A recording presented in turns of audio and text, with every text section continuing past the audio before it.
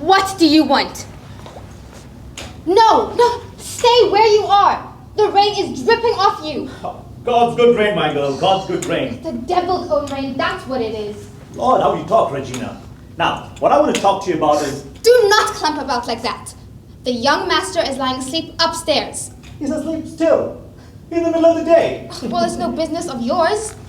You know, I was out on a spree last night. I don't doubt. Yes, we are poor, weak mortal, my dear. We are indeed. And the temptations of the world are manifold. But for all that, I was at my work at 5:30 this morning. Yes. Make yourself scarce now. I'm not going to stand here as if I had a rendezvous with you. As if you had what? I am not going to have anyone find you here. So now you know, and you can go. No, not till we've had a little chat. Now, I shall have finished my work down at the orphanage this afternoon, and I intend to go home to town by tonight's boat. Bon voyage. Thank you, my girl. Tomorrow afternoon is the opening of the orphanage, and there's going to be a lot of fun kick-up and plenty of strong drink, you know. And no one's going to say that Jacob Engstrand can't hold off temptation when it comes his way. Is that so? Yes. There's going to be a lot of fine folk tomorrow. Pastor Manders is expected, you know. What's more, he's coming today. Oh, there you are. I'm going to be precious careful that he has nothing to say against me. Ah, so that's your game, is it? What do you mean? What is it that you want to humbug Mr. Manders out of this time? Are you crazy? How about Mr. Manders? Me? Don't be ridiculous. Mr. Manders has been far too kind a friend for me to do that. But what I want to talk to you about is me going home tonight. The sooner you go, the better. Yes, my dear, but I want to take you with me. You want to take... What did you say? I said I want to take you with me. No, you will never get me home with you. We shall see about that. Yes, you can be quite certain that we shall see about that. I, who have been brought up by a lady like Mrs. Elving. I, who was treated almost as if I were her own child. You suppose I'm going home with you to such a house as yours? Oh, not likely. What the devil do you mean? Are you setting up yourself against your own father, you hussy? You have often told me that I was none of yours. Ah, why do you pay attention to all that? Haven't you many and many times abused me and called me names? For shame? I have never used any bad words. It doesn't matter. Besides, it was when I was all funneled up. The temptations of the world are manifold, my dear. Oh. And it was when your mother was in a nasty temper. I had to find some way of finding a knife into her. She was always so precious Gentile. Yes. Poor mother. You killed her. Of course. I'm to blame for everything now, aren't I? And that leg too. What do you mean? Pied de mouton. Is that even English? Yes. You know, you've had a very good education out here, and it might stand you in good stead, Regina. What was it that you wanted me to come to town for? Did you ask why a child wants to spend time with his only father? Entire lonely widower? No, do not come with that tale now. Why do you want me to go? Well, if you must know, I'm thinking of starting a new line now. You've tried that so often and it has always proved a fool's errand. Not this time, Regina. This time I've got a plan. And I swear to God Don't swear! Hey, all I want to say is that I put aside a tiny penny of my earnings in the orphanage. Have you? Well, all the better for you. Yes. What is there for a man to spend here in the countryside? Well, what then? Well, I'm thinking of putting the money into something that will pay. You know, like a eating house for the seafaring folk. Oh, heavens! A place like that? No, not just any eating house, a high-class eating house, not a big sack for the common folk. No, it will be a place where first captains and ships' first mates come along. A really classy sort of place. And what should I do there?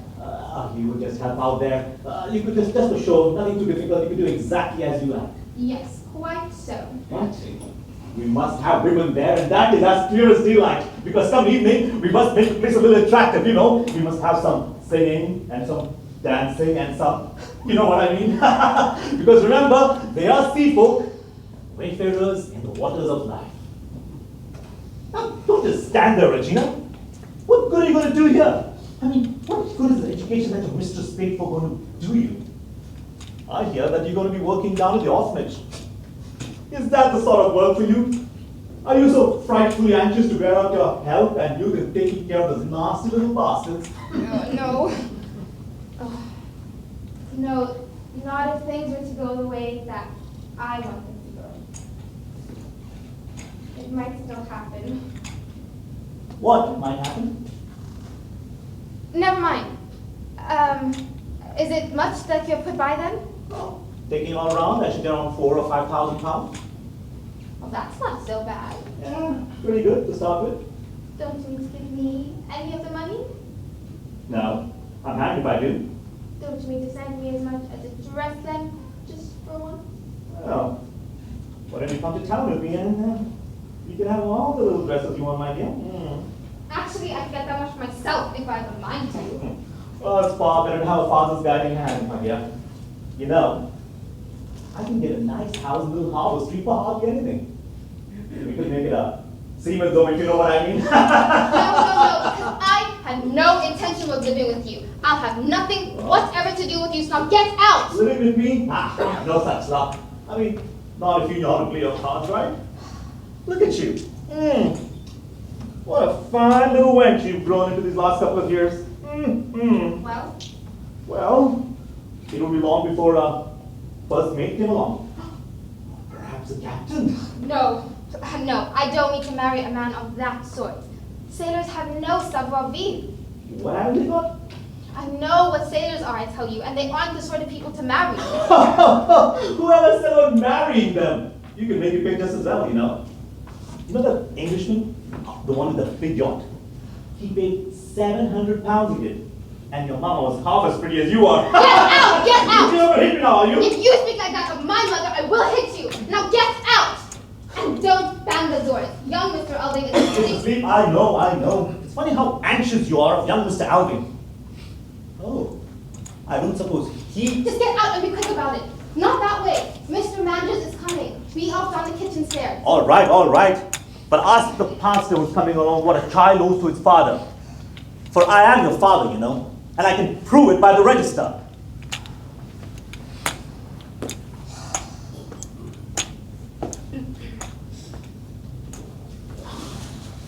Good morning, Miss Edgecombe. Good morning, Mr. Manders. The boat is in there? Yeah, just in. It's most tiresome, this rain every day. Ah, it's a splendid rain for the farmers, Mr. Manders. Yes, you're quite right. We town folk think so little of that. It's so pleasant to be indoors. Everything going well here, I hope? Yes, thank you. Well enough. Properly busy with getting ready for tomorrow? There is plenty to do. And Mrs. Alvin is at home, I trust? She is indeed. She has just gone up to take the young master his chocolates. Tell me. I did hear down at the pier that young Oswald is back. Yes, he came the day before yesterday. We didn't even expect him until today. Strong and well, I hope? Yes, thank you. Although he is dreadfully tired after such a long journey. He came all the way from Paris without a stop. I fancy that he's having a sleep now, Mr. Manders, so we must talk a bit more quietly if you don't mind. All right. We'll be very quiet. Mr. Manders, please have a seat and make yourself at home. Thank you. Ah, that is most comfortable. I tell you what, Miss Edgecombe, you've certainly grown since the last time I saw you. Do you think so? Mrs. Elving says too that I have developed. Developed, yes, well, maybe just a little, just appropriately, yes. Shall I tell Mrs. Elving that you're here? No, there's no hurry, my dear. Now tell me, my dear Regina, how has your father been getting on? Thank you, Mr. Manders. He's getting on pretty well. He came to see me the last time he was in town, you know. Did he? Well, he's always so glad when he can have a chat with you. I expect you see him almost every day. Yes. Whenever I have the time, that is to say. Well, your father's not a very strong character. He needs someone who he can cling on to. Yes, he He has said something of the same sort to me. He needs someone who can guide him. Yes. He has mentioned it to me, but I don't know whether Mrs. Elving could do without me. Most of all just now when we have the new orphanage to see about. And I should be dreadfully unwilling to leave Mrs. Elving. She has always been so good to me. The daughter's duty, my child. Of course, we need to see your mistress's consent first. Still, I don't know whether it would be quite the thing for a girl at my age to keep house for a single man. But it is your father we're talking about. Dare say, Mr. Manders. But now, if it were in a good house and with a real gentleman, one whom I could feel an affection for and really feel in a position of a daughter to. Yes, I come, should my like dear Regina. very much to live in town, Mr. Manders. Out here it is terribly lonely. And you know yourself, Mr. Manders, what it is to be alone in the world. And though I say it, I really am both capable and willing. Don't you know any place that would be suitable for me, Mr. Manders? No, indeed I don't. But at any rate, Mr. Manders, don't forget about me in case you should find No, I won't forget about you, Miss Enstrand. Because if I had your... Perhaps you'd let Mrs. Alving know that I'm here. I will fetch her at once, Mr. Manders. Thank you.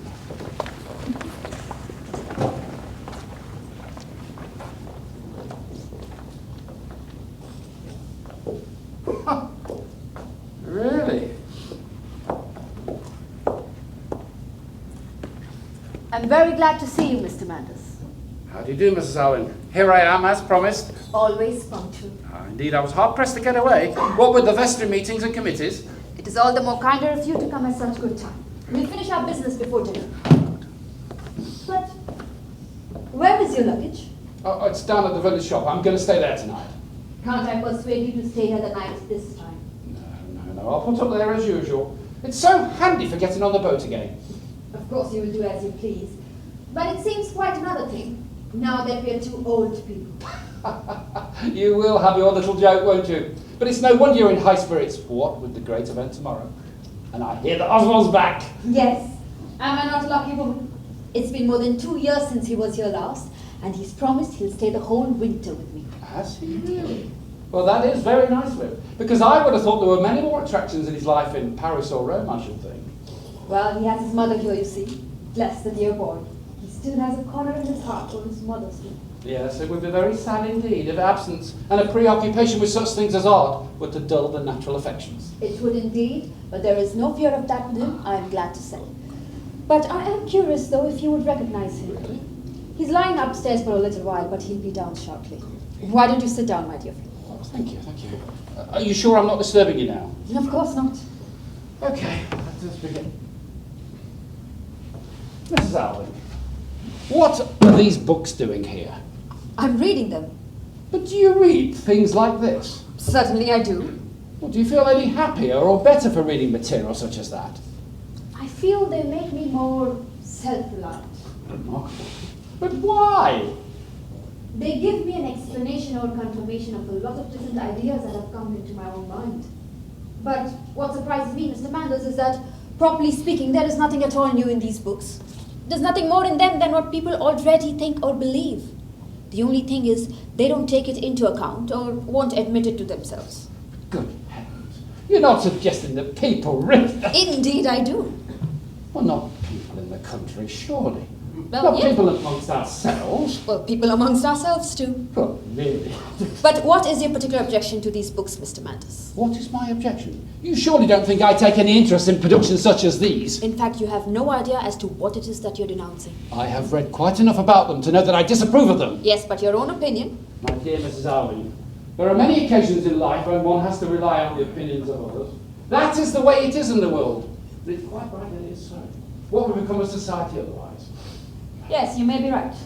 Far from that. Naturally.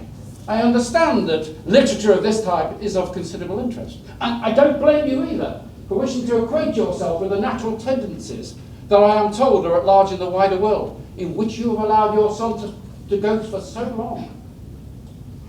But But one doesn't talk about it, Mrs. Alving. One is not called upon to account for what one reads or thinks in the privacy of one's own home. Certainly not. I quite agree with you. And just think of the consideration that you owe to this orphanage, which you decided to build when your thoughts on such matter were very different from what they are now, as far as I'm able to judge. Yes, it was about the orphanage that we were talking about. Ah, yes, the orphanage, yes. Well, walk warily, my dear Mrs. Alvin.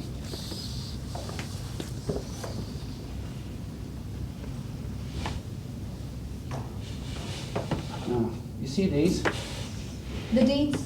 Yes, here they are, all of them, and they're all in order. It's been no easy task getting them here on time, you know. I positively had to put pressure on the authorities, who can be painfully conscientious when it comes to settling matters of property. But anyway, here they are now. See here is the deeds of conveyance of part of the Rosenville estate known as the Slovic properties, together with the newly erected buildings thereon. The orphanage, the master's houses, and the church.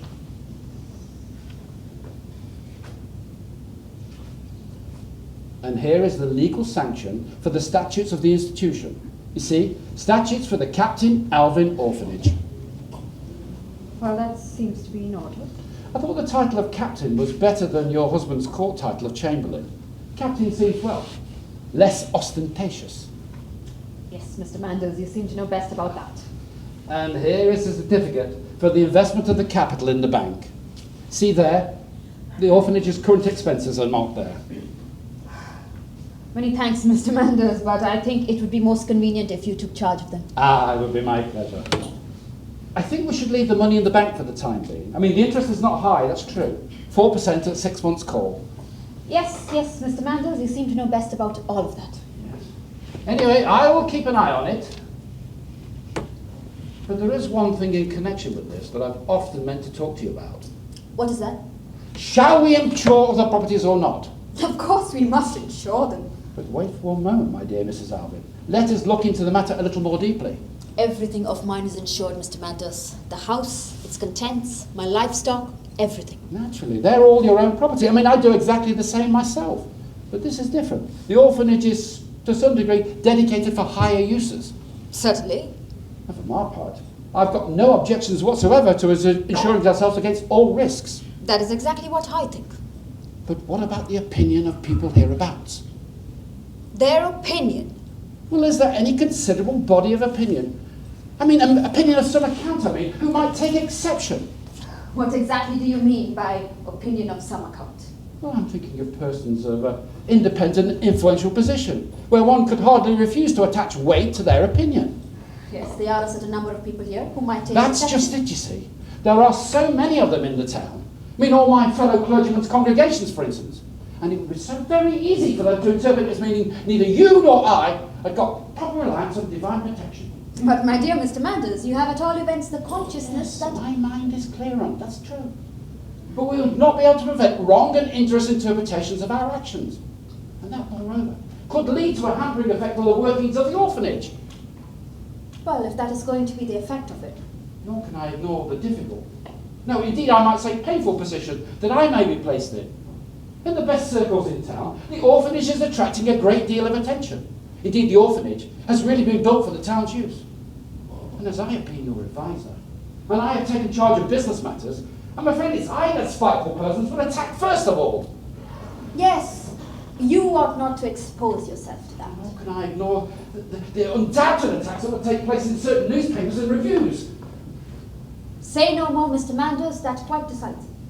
Then you don't wish to be insured, then? No, we will give up the idea.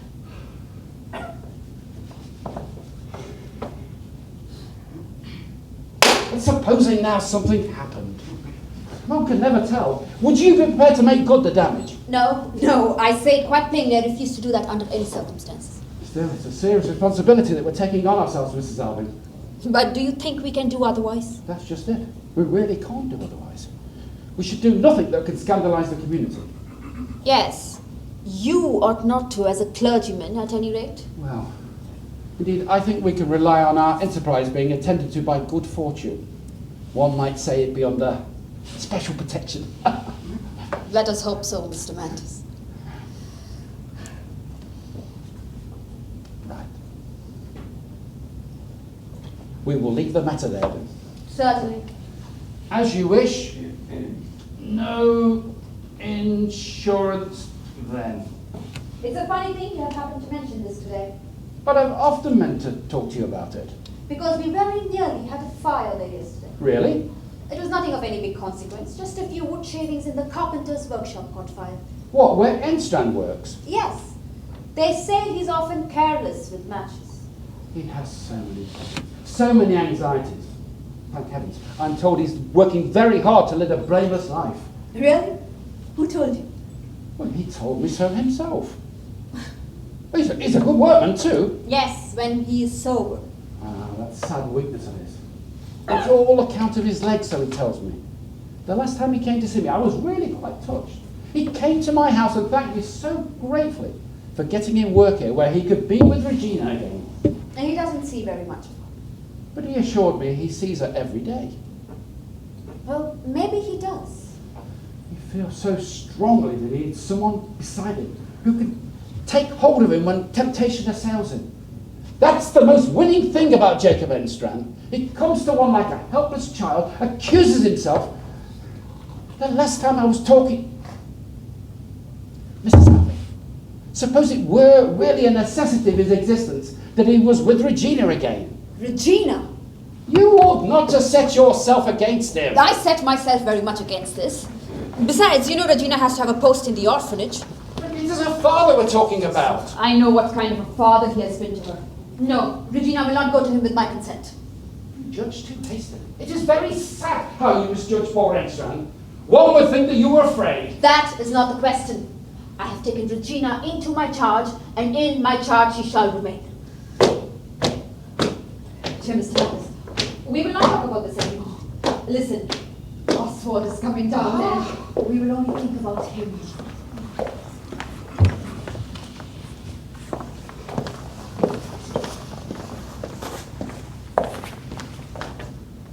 Oh, I beg your pardon. I thought you were in the office. Good morning, Mr. Manders. This is remarkable. Yes. What do you think, Mr. Manders? I couldn't possibly say. It really is the prodigal son, Mr. Manders. My dear young friend. Well, the son came home then.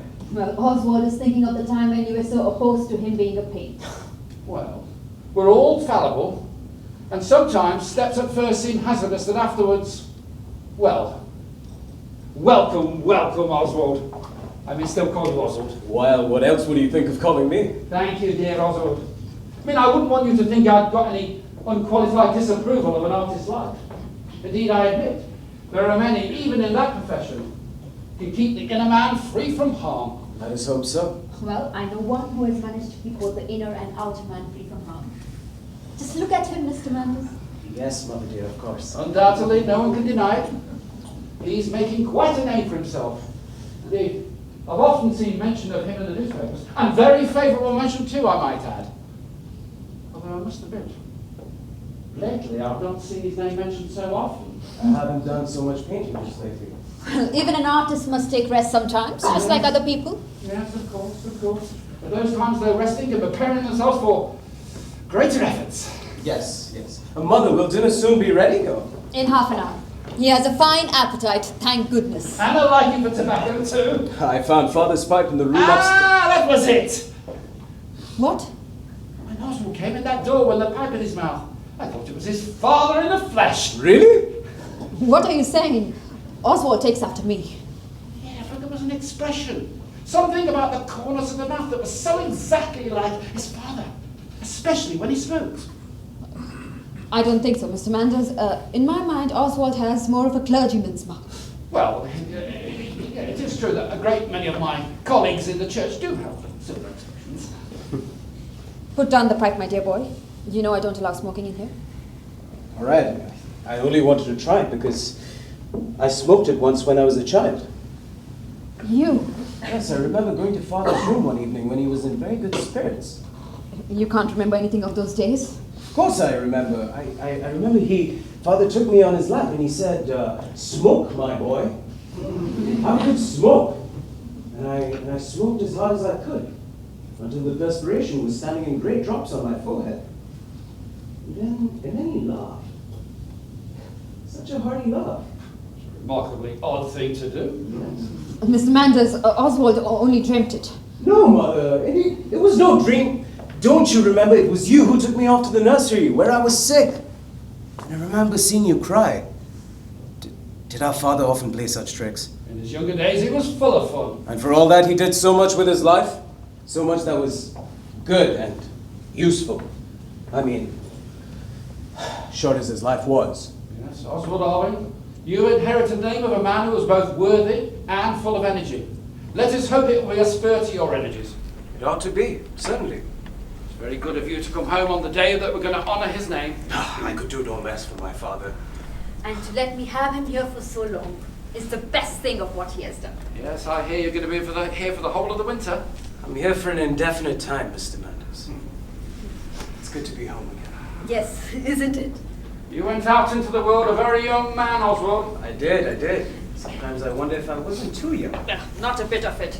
It's a pity when they are kept at home and get spoiled. It's the best thing that would happen to an only child. That is a very debatable question, Mrs. Alvin. A child's home is, and must always be, his proper place.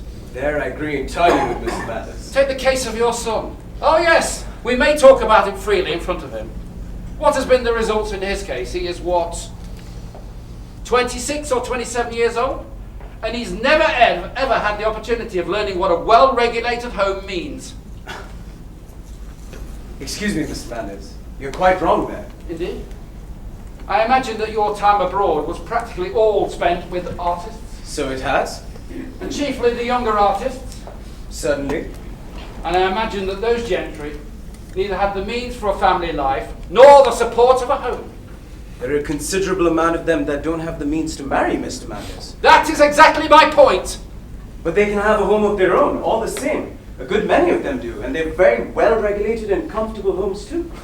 By a home, I'm not talking about bachelor establishments. I'm talking about a home where a man lives with his wife and children. Or with his children and his children's mother. Good heavens! What? What's the Lives matter? with his children's mother? Well, would you rather he should reject his children's mother?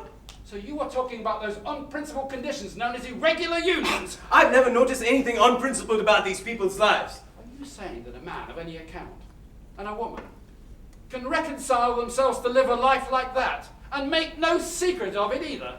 What else are they to do? What are they to do? I will tell you, Mr. Alvin, what they are to do. They should live apart from the very start. That's what they ought to do. That advice wouldn't have much effect on hot-blooded young folks who are in love, Mr. Manders. Indeed it wouldn't. And to think that the authorities tolerate this, and it's allowed to go on openly. And I so little reason to be concerned about your son then, where open immorality is rampant. Indeed, one might say it's honoured. Let me tell you this, Mr. Manders. I've been a constant Sunday guest at one or two of these irregular households. On Sunday, too. But never have I noticed anything that could be called objectionable. Never have I seen anything that could be called immoral. But do you want to know where I've met with immorality in artist circles? No, I do. Oh, well then I will tell you.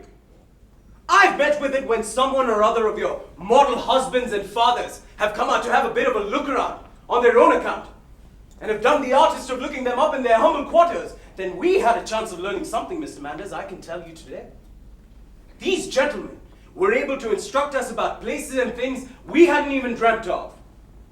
Are you saying that honourable men, when they go abroad... Have you not seen when these same honourable men come home again, deliver themselves on the subjects on the prevalence of immorality abroad? Yes, of course I have. I have heard them too. Ah, well, you can take their word for it. Some of them are experts in the matter, Mr. Manders. You know, to think that the glorious freedom of that beautiful life over there should be so besmirched.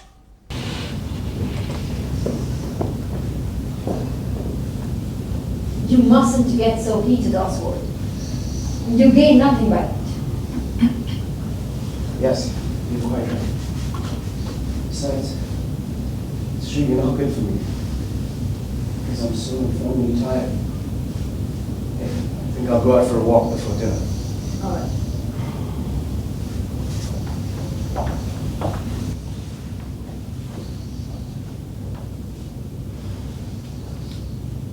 I'm sorry, Mr. Manders. It's impossible for you to understand the feeling, but it takes me that way.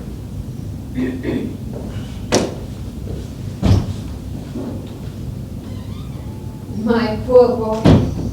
You may well say so. This is what it has brought him to. He called himself the prodigal son. Huh. That is only too true. Alas, only too true. And what do you say about all of this? I say that Oswald was right in every single word he said. Right? Right, to hold such principles as that? In my loneliness here, I have come to the same opinions as he, Mr. Manders. I just don't presume to enter upon such topics in conversation. Now there is no need. My boy shall speak for me. You deserve the deepest pity, Mrs. Allen. And it is now my duty to say an earnest word to you. It is no longer your businessman and advisor, no longer your friend and your dead husband's old friend that stands before you. It is your priest that stands before you, just as he did at the most critical moment of your life. And what is it that my priest has to say to me? First, I must stir your memory. The moment is well chosen. Tomorrow is the 10th anniversary of your husband's death. Tomorrow, a memorial to the departed will be unveiled. Tomorrow, I will speak to the whole assembly.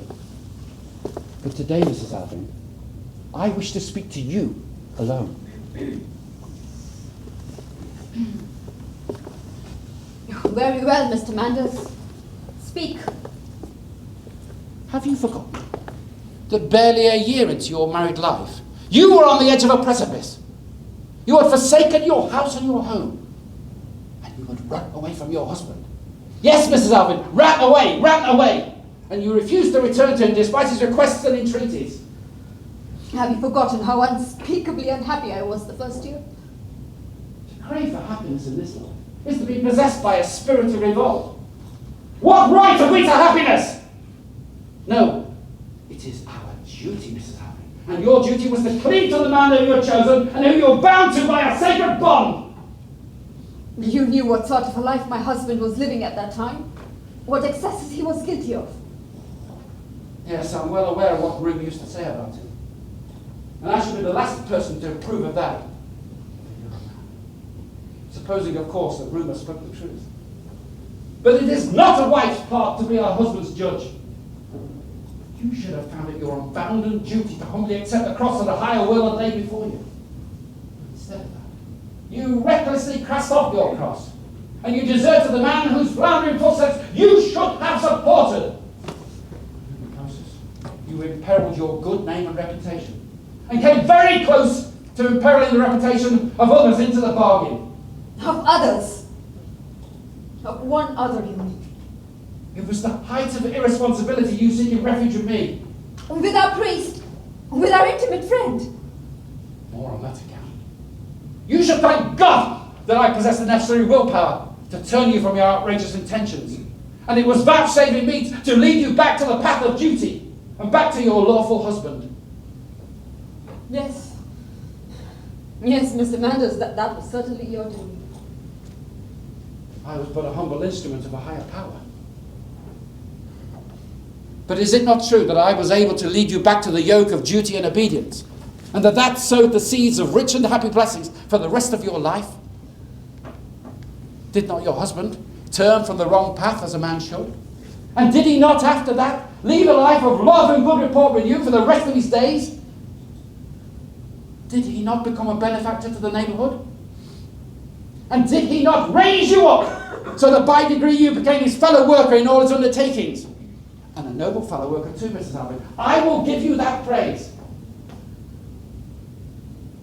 But now, I must turn to the second serious failing of your life. What do you mean? Just as you forsook your duties as a wife, so you have forsaken your duties as a mother. You have been overmastered all your life by a reckless willfulness. You have never ever been prepared to accept any restraint. Anything in your life that seemed irksome, you felt it at will, you could just cast it off. It no longer pleased you to be a wife. So you left your husband. Your duties as a mother were irksome to you. So you sent your child to live among strangers. Yes. Yes, I did that. And that is why you are a stranger to him now. No, I'm You not. are! You must be! And What kind of a son is it you have back anyway? Think about it seriously, Mrs. Alvin. You erred grievously in the case of your husband. You acknowledge as much by erecting that memorial to him. And now you must acknowledge you have erred in the case of your son. But possibly, there is still time to reclaim him from his wickedness, to turn over a new leaf and reform what's capable of being reformed. Because in very truth, Mrs. Alvin, you are a guilty mother. That is what I felt it my duty to say to you tonight.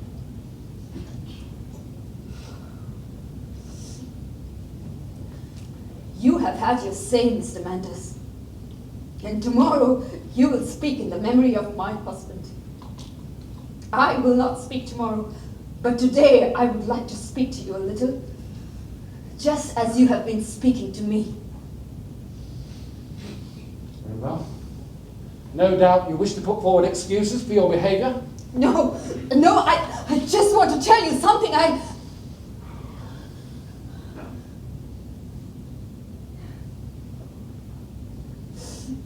Well?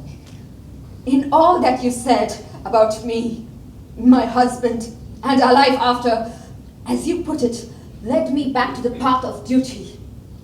There was nothing that you knew about at first hand. Since then, you never set foot in our house. You used to be our daily companion before that. But remember, you and your husband moved out of town immediately afterwards. Yes, and you never once came out here to visit us during my husband's lifetime. It was only the business with the orphanage that obliged you to come and see me. If that is a reproach, I beg you to consider... The respect you owed us by your calling? Yes, after all, I was the wife who had run away from her husband. One can never be too careful to have anything to do with such a reckless woman. You exaggerate grossly. Yes, very well.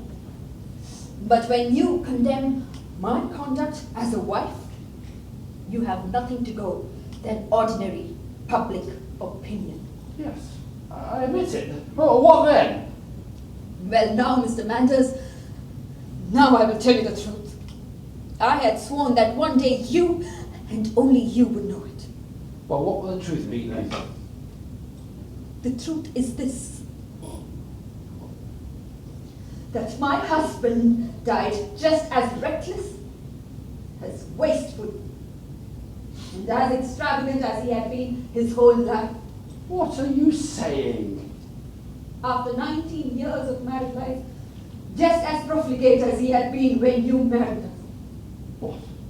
You're describing his youthful excesses, his boisterousness, as profligate life. That is what the doctor who attended to him called it. I don't know what you mean. It's not necessary that you should. I mean, this bewilders me. Are you saying that in your long marriage, all those years that you spent with your husband was a hidden abyss of misery? That and nothing else. And now you know. How could this be? I mean, how could you conceal something like that? That is what I had to fight for incessantly, day after day. When Oswald was born, I thought I saw a slight improvement. But it didn't last long. And then I had to fight doubly hard.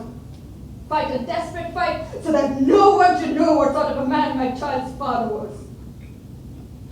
You knew what attractive mannerisms he had. People could think nothing but good of him. He was one of those men whose mode of life had absolutely no effect on their reputation. But at last, you must know this too, Mr. Manders. At last something more abominable happened than everything else. More abominable than what you've already told me? I've borne a good deal. Though I only knew too well what sort of a life he lived outside. But when the point of scandal came from within these four walls... All of that here? Here? Yes! Here! In this house! It was in there that I got the first hint of it. I had something to do and the door was ajar. And then I heard the servant come in through the garden. After a while, I heard my husband come in too, and then he whispered something to her in a low voice. And then I heard... Oh, it still rings in my ear with what is so ridiculous and heartbreaking.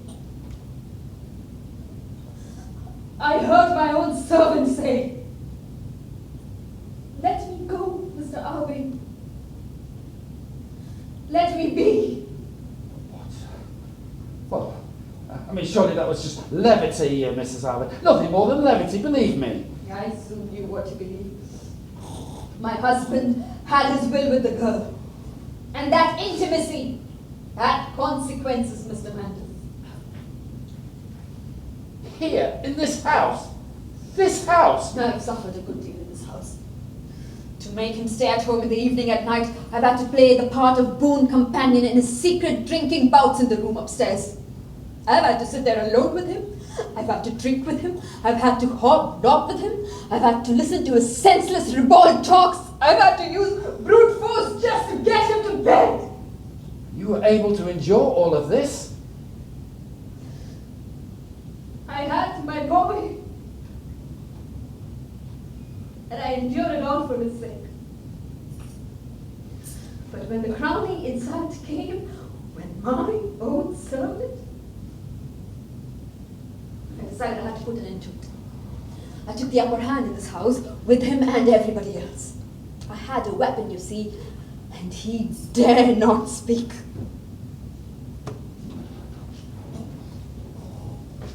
It was then that Oswald was sent away. He was around 7 and beginning to understand things and ask questions like little children would. I endured it all, my friend, but it seemed to me the child would be poisoned if he breathed the polluted air of this house. And that is why I sent him away. And now you know why he never set foot in this house as long as his father was alive. No one knows what it meant to me. You have indeed had a pitiable experience. I could not have gone through it all if I didn't have my work. Indeed, I can boast that I have worked. All the increase in the value of property, the improvements, the arrangements that my husband got the honor and glory of. Do you suppose he had anything to do with that? He who used to lie on that sofa day after day reading old official lists. Well, no, Mr. Manders, you might as well know this too. It was I that kept him up to the mark when he began his lucid intervals. It was I that had to bear the brunt of it all when he began his excesses and took to whining about his miserable condition. And this is the man you're building a memorial to? There, you see, power of an uneasy conscience. An uneasy conscience, what do you mean? I always had the fear that the truth would come out and be believed. And that is why the orphanage must exist, to silence all rumors and clear away all doubts. Not fallen short in that respect, Mrs. Alvin. I had another very good reason. I did not wish Oswald, my only son, to inherit a penny that belonged to his father. So it was Mr. Alvin's property? Yes. The amount of money which I have donated to the orphanage year after year sums up to, and I've reckoned it carefully, to what made Lieutenant Alving a catch during his heydays. Yes, I understand. That was my purchase money. My son will get everything from me. I am determined.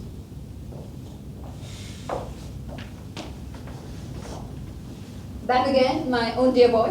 What does one have to do in this everlasting rain? I hear dinner's ready. So, that's good. This roll has come for you, ma'am. Thank you, I suppose it's the ode for tomorrow. And dinner is ready. Yes, I'll be there shortly. Will you drink white or red wine, Mr. Elving? Both, Miss Engström.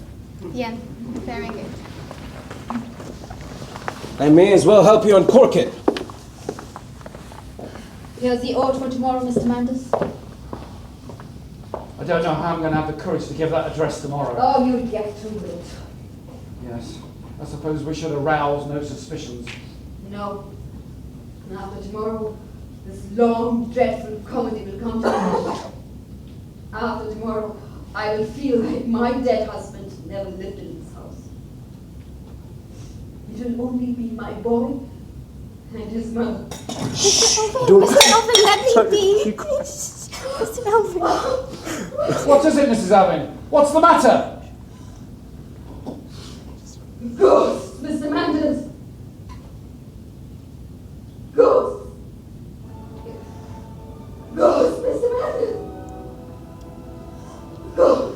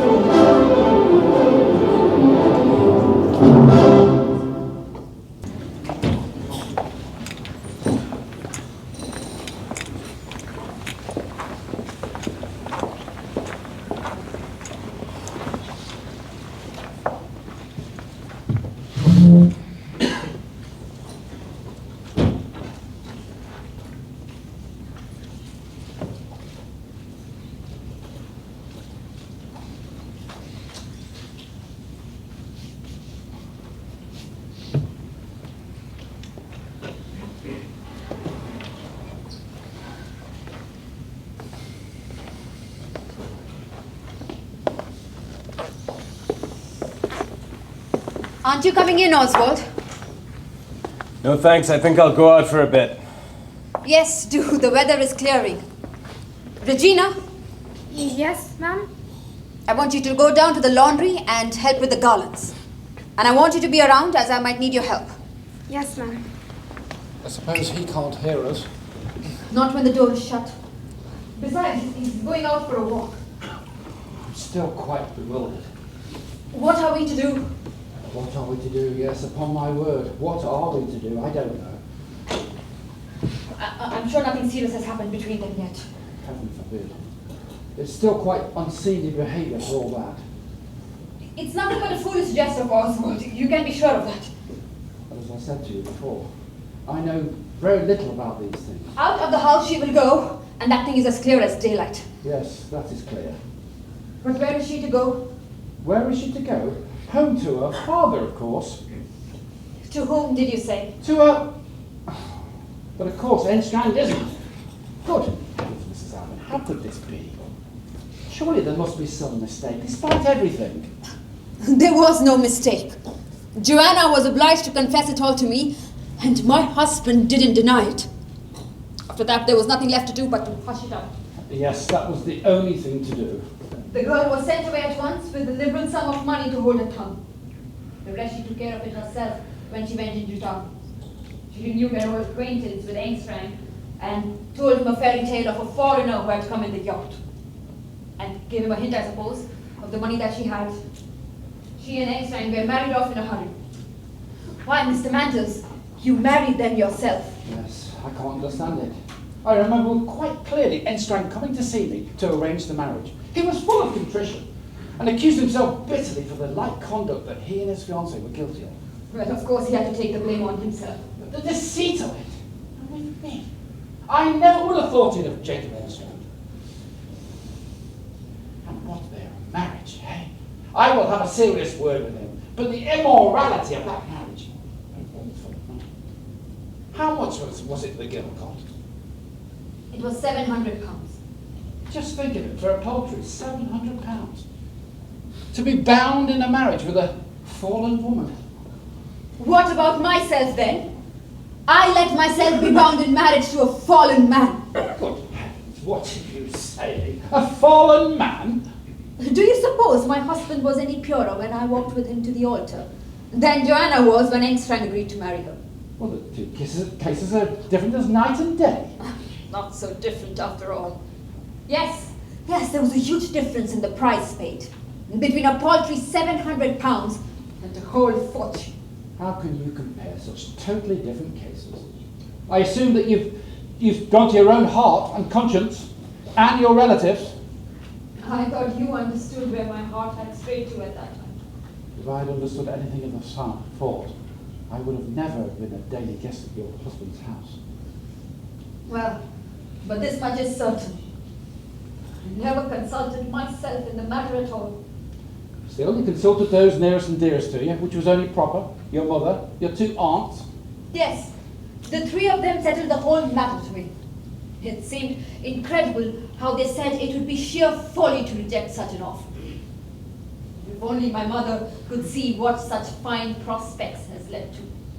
But nobody can be responsible for the result.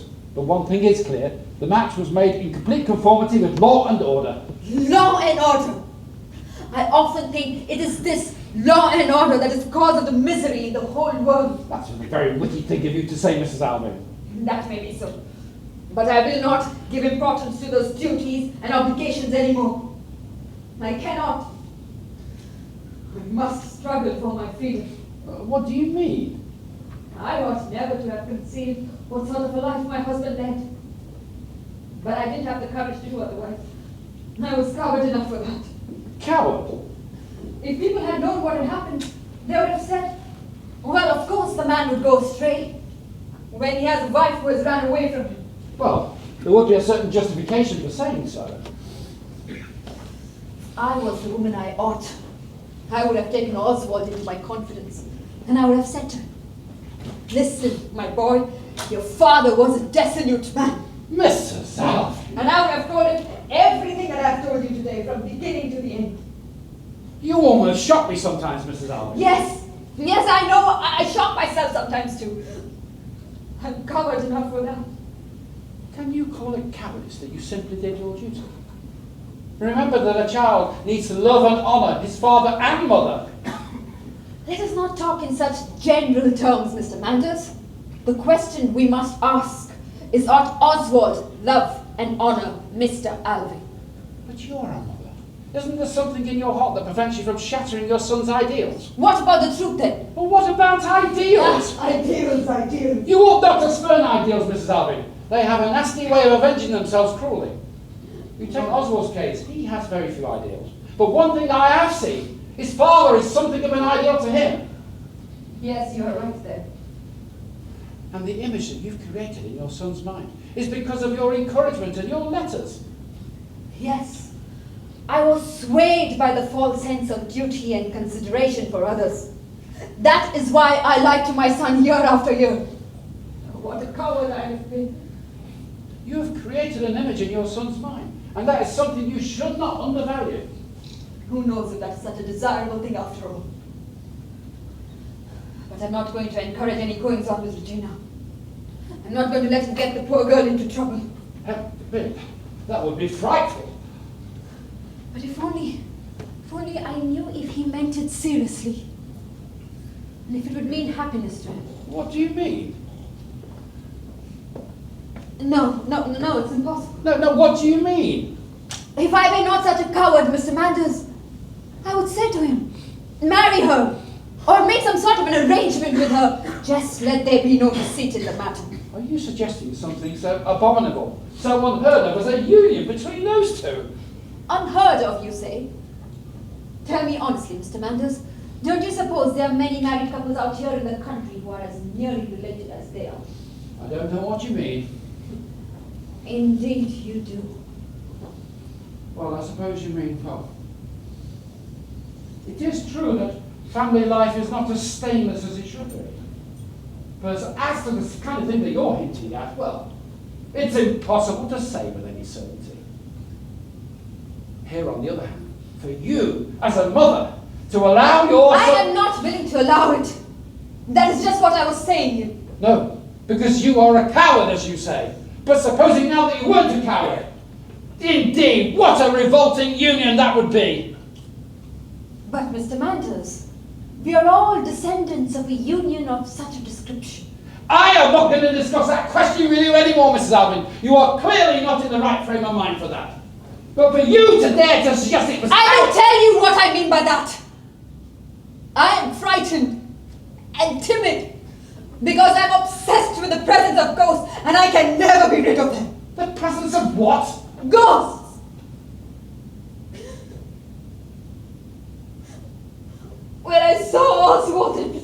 there.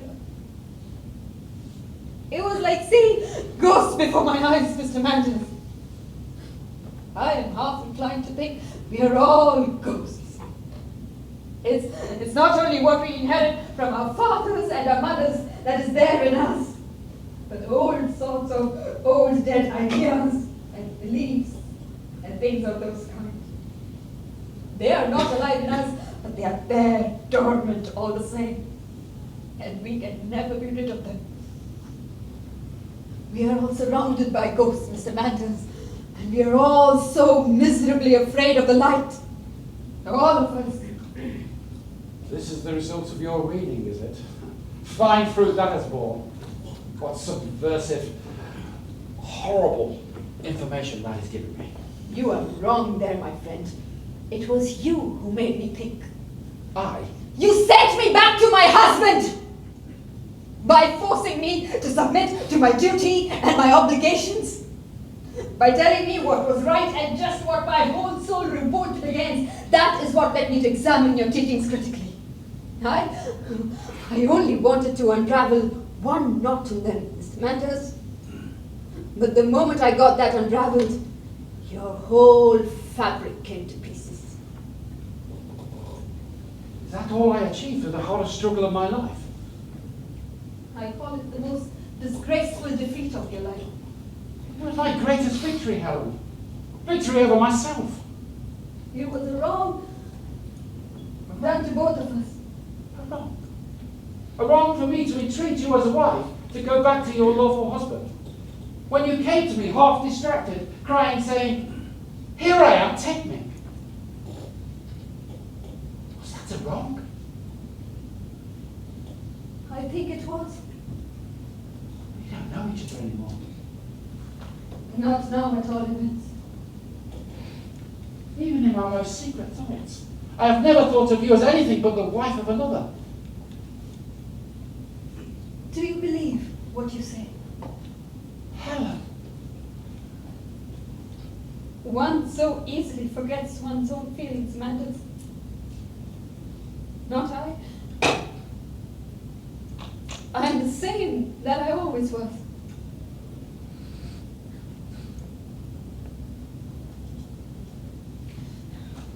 But let us not talk about the old days anymore. You're up to your eyes with meetings and businesses and committees. And here I am, fighting with ghosts, both within me and around me. Well, I can help you get the better of the ghosts around you. But after what you've told me tonight, I cannot conscientiously allow that young defenseless girl to remain in this house for a moment longer. Don't you think we could get her settled? By a suitable marriage, I mean. Undoubtedly, that would be the best thing for Regina. But I don't know anything about things like that. And Regina developed early. Yes, didn't she? I remember quite clearly remarking how she had developed bodily at the time I was preparing her for confirmation. But still, she should go home under the protection of her father. But of course, Enstrand is not her father. How could he, of all men, conceal that from me? I beg your pardon. It's you, Enstrand. None of the maids were about, so I took the liberty of walking in. That's all right. Please come in. Yes, ma'am. Did you want to speak to me? No, ma'am. It's Mr. Manders I want to speak to. Oh, do you? You wish to speak to me, do you? Yes, sir. Well, may I ask what it is you wish to speak about? Well, sir, it's like this. You see, we're being paid off now. And many thanks to you, Mrs. Alving. And now that the work is quite finished, I thought it would be nice if all of us who've been working so honestly would come together for some prayers this evening. Prayers at orphanage. If it isn't agreeable to you, then Well, certainly, but... I'll get practice of saying a few prayers there myself each evening. Have you? Yes, ma'am. Just now and then, a little edification, so to speak. But I am only a common man and haven't the gift, alas. And since Mr. Manders is in town, I thought perhaps... Look here, Enstrand. There's a question I just need to ask you first. Are you in a proper frame of mind for this?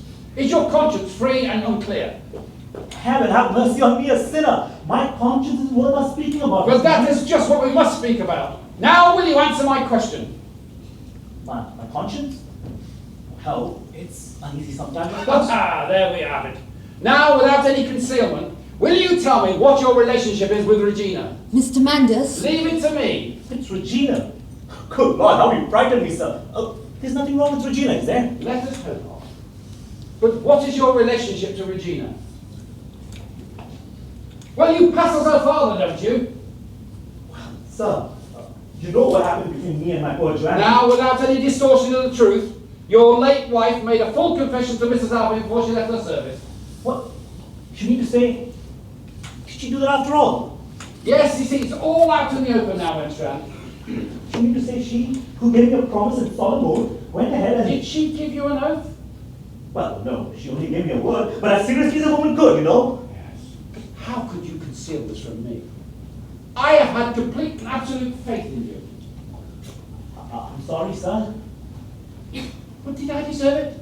Haven't I always tried to help you in every single way that I could? Well, answer me, is that not so? Indeed so, sir. And this is the way you repay me, by causing me to make false entries in the church register, and holding back information from me for years that you should have given for your own sense of the truth. Your conduct, Enstrom, has been absolutely outrageous, and from today, our relationship is at an end. Yes, I can see that's what it means. Because how could you justify what you did? Was the poor girl supposed to go and increase a load of shame by talking about it? I mean, just suppose, sir, for a moment that your reverence was in the same predicament as my poor Joanna. I don't mean the same predicament. I mean, suppose there was something that your reverence was ashamed of in the eyes of the world, so to speak. We men should not judge a poor woman too harshly, Mr. Manders. But I'm not doing that. It is you that I'm blaming. Will your reverence grant me permission to ask you a question? Ask away. Wouldn't you say it's right for a man to raise up the fallen? Of course it is. And isn't a man bound by his word of honor? Certainly, but what do you think? At the time when Joanna had a misfortune with this Englishman, or was it an American? I keep forgetting. Well, it was then that she had come to town. You see, she had rejected me a couple of times before.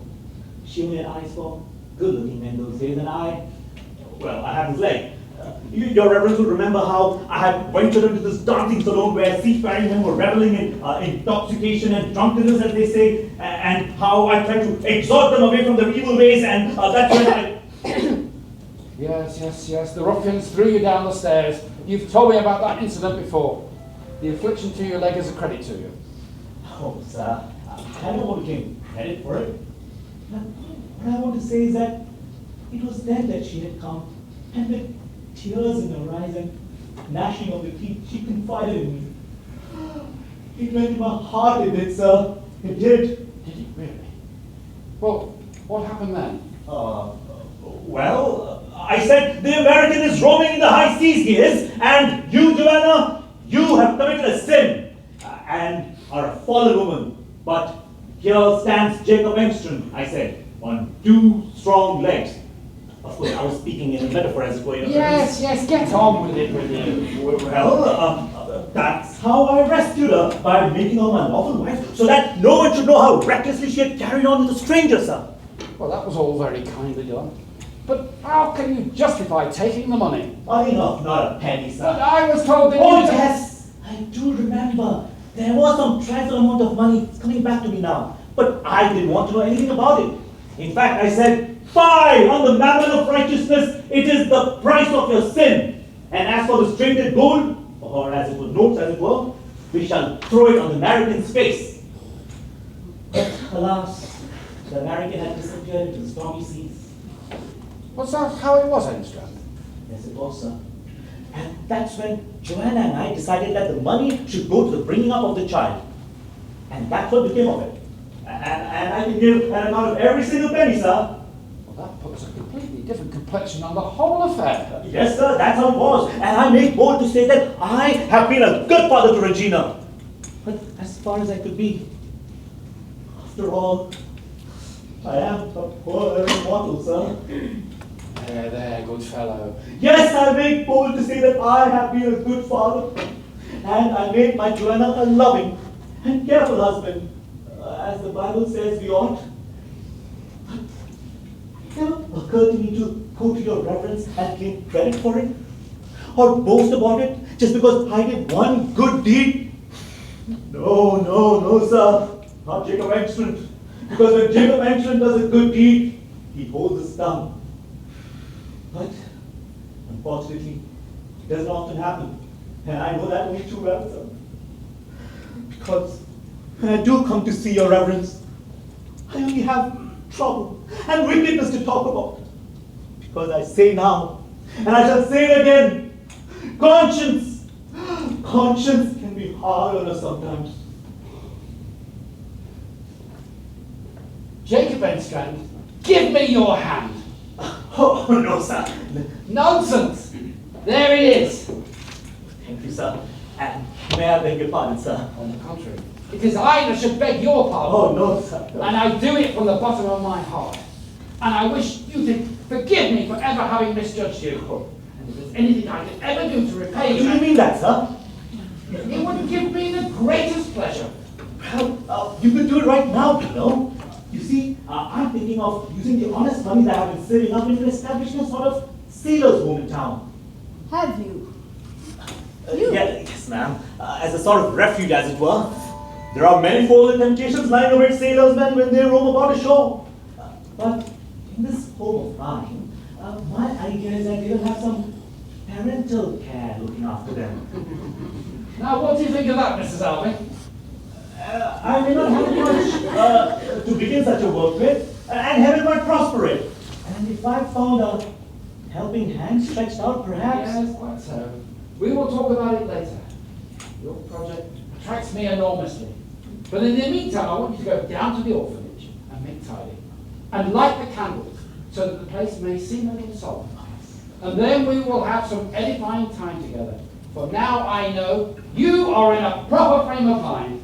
I believe I am, sir, truly. Goodbye, Mrs. Manders, and thank you for your kindness. Mrs. Alvin. Oh, I'm sorry. I think I went a little bit too much. I can see that. And please do take care of Regina for me. Poor Joanna's child.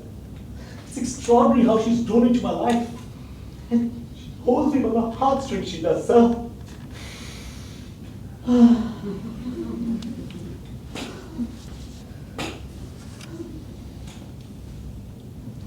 Well, what do you think of him now, Mrs. Alvin? That was quite some story that he gave us. Indeed it was. Just shows you how careful you've got to be in condemning your fellow man. But at the same time, it gives one immense pleasure to know that one was mistaken. Don't you think so? What I think is you are, and always will be, a big baby, Mr. Manders. I? Yes, and I would very much like to give you a hug. Oh, no, what an idea! No, you needn't be afraid of me. You have very extravagant ways of expressing yourself sometimes, Mrs. Alvin. No, now I must go. And keep an eye out for Oswald. I shall be back presently. Goodbye.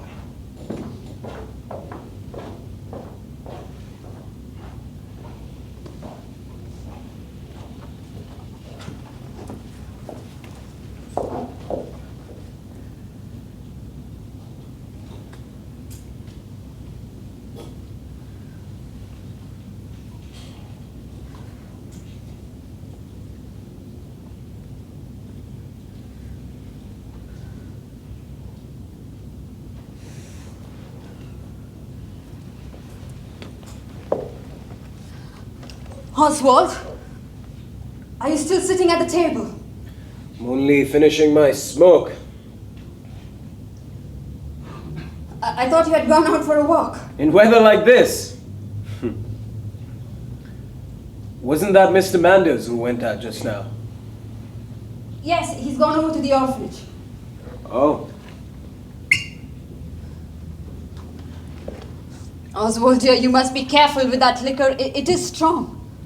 It's a good protective against the damp. Wouldn't you rather come in here? All right, I'll come in. Just one drop more. There.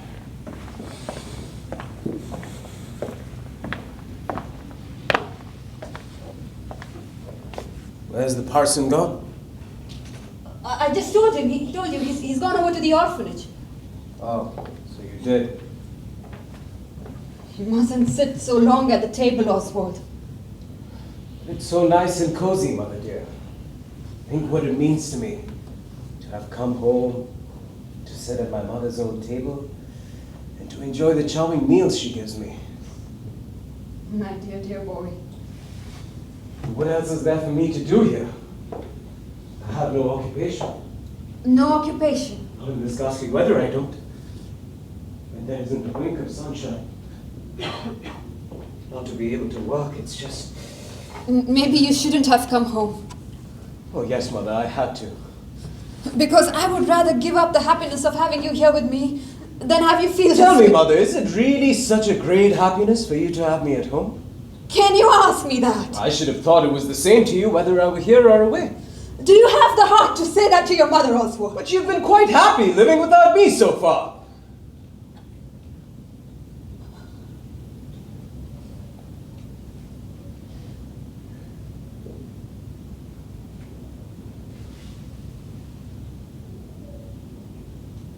Yes. Yes, I have lived without you. That is true.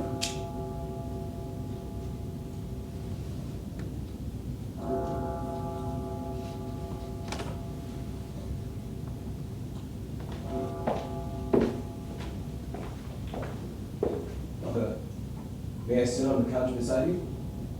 Of course, my dear boy.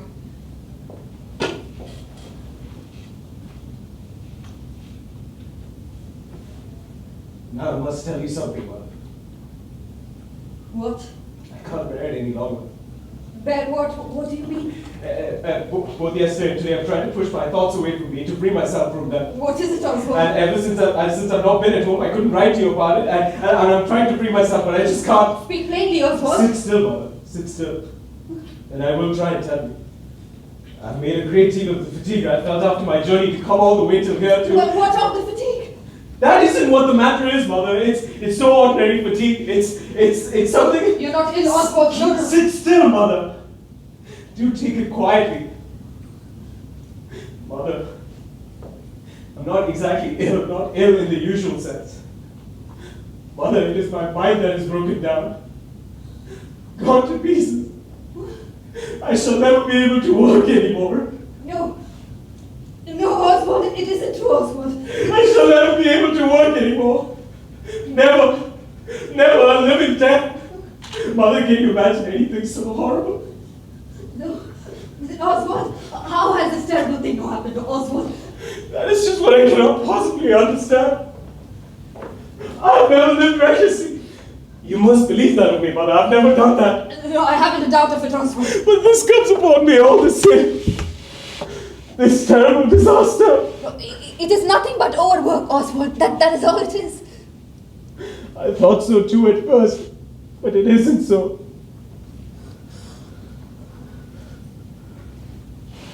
Tell me all about it. When did you first feel anything? It was just after I'd been home last time. And I'd gotten back to Paris. I began to feel the most violent pains in my head. Mostly at the back. It was as if a tight band of iron was pressing from my neck upwards.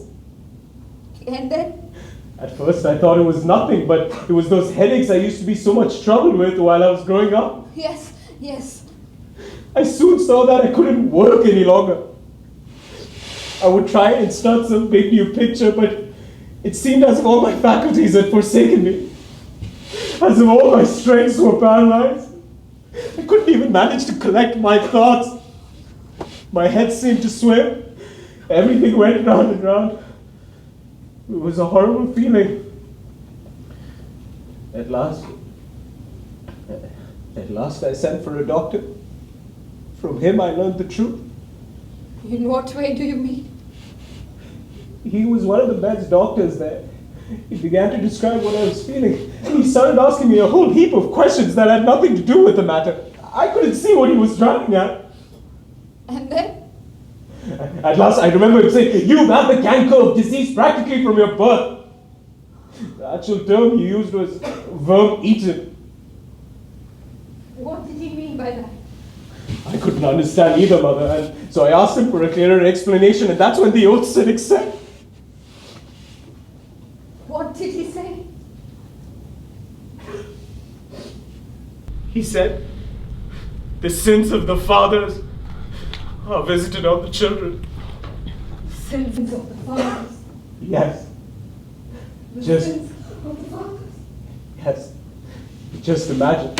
Naturally, I assured him what he thought was wrong, but do you think he paid any heed to me? No! He persisted in his opinion. It was only when I got out your letters that referred to Father and I translated all the passages. Yes. Then he had to admit he was on the wrong track. And then I learned the truth. The incomprehensible truth. I ought to have nothing to do with the happy, joyous life I lived with my comrades. So it was my own fault, Mother. No, Oswald, it wasn't your fault, Oswald. Don't believe that, Oswald. There was no other explanation of it possible. That is the most horrible part of it, Mother. My whole life, incurably ruined just because of my own imprudence. You know, all that I wanted to do in the world, not to dare think of it anymore. Not to dare think of it.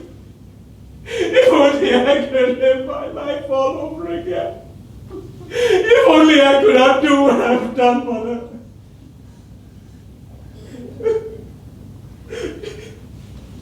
If only it had been something I had inherited. Something I could not help.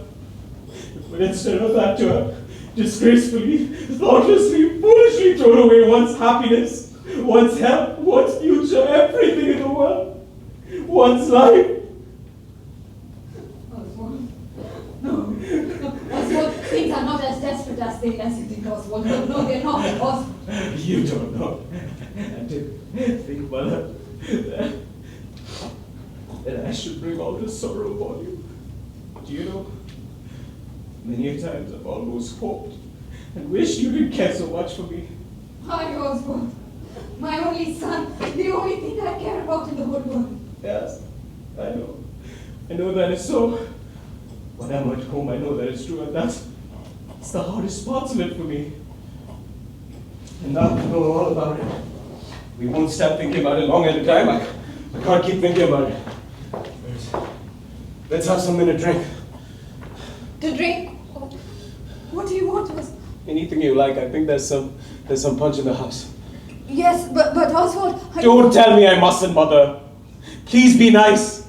I need something to drown these gnawing thoughts and how gloomy it is here. This incessant rain goes on week after week, never a ray of sunshine. I don't remember seeing the sun once when I've been at home. Oswald, are you thinking of going away from me? I'm not thinking about anything. I can't think about it. Did you ring, ma'am? Yes, let us have the lamp in. In a moment, ma'am. Oswald, don't keep anything away from me. I don't, Mother. Seems to me I've told you a good lot, haven't I?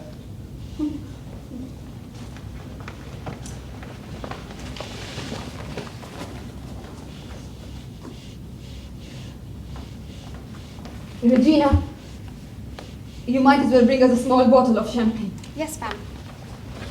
That's right. I knew my mother wouldn't let her son go thirsty. My boy, how could I refuse you anything now? Is that true, Mother? Do you mean that? Mean what? That you couldn't deny me anything? Oswald?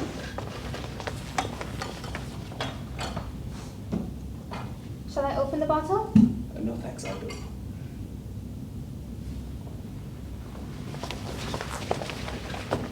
What did you mean when you said I could refuse you nothing? Let us have a glass first. Or two? Not for me. Well, for me then.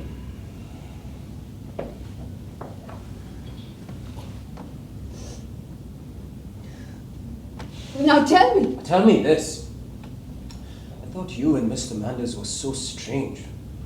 So quiet at dinner. Did you notice that? Yes. Mother, tell me, what do you think of Regina? What do I think of her? Yes. Isn't she splendid? Now, Oswald, you don't know her like I do. What of that? Regina was too long at home. I should have taken her under my charge sooner. Yes, but isn't she splendid to look at, Mother? You don't know her like I do, Oswald. She has many serious faults. Yes, but what of that? But I am fond of her. I have taken her under my charge, and I will really not like her to come to any harm. Mother, Regina is my only hope of salvation.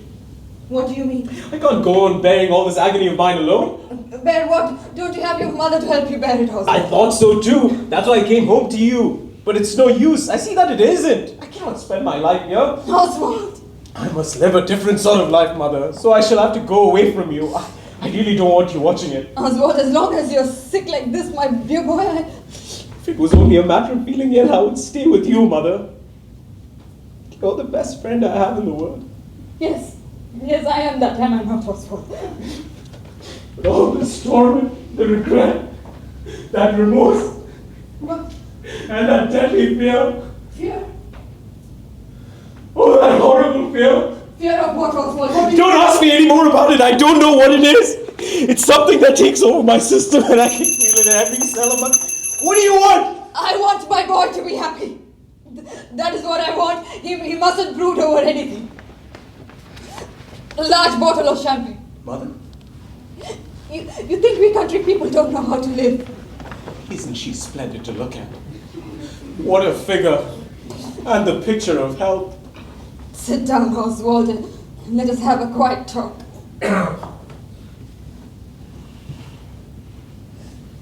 You don't know, Mother. I owe Regina a little payback. You? It was something quite innocent, a little thoughtlessness. Call it what you like. Anyway, the last time I was at home, Yes? she used to often ask me questions about Paris and the life there. And I remember saying to her one day, wouldn't you like to go there yourself? And then? And she blushed. And she said, yes, I would like to, very much. I said, okay, it might be managed or something of that sort. And then? The day before yesterday, I asked her if she was so happy that I was at home for so long, and she looked so queerly at me. And then she asked, what is to become my trip to Paris? Her trip. Then I got it out of her that she had taken the whole thing seriously and had set herself to learn French. So that was why. Mother, listen. When I saw this handsome, splendid, fine young girl standing there in front of me, I'd never paid any attention to her. But now when she stood there with open arms ready for me to take her in, then I realized that my salvation lay in her, for I saw the joy of life in her, Mother. The joy of life. Is there salvation? Excuse me for being so long. I have to go to the cellar. Bring another glass. The mistress's glass is there, sir. Yes, but fetch one for yourself.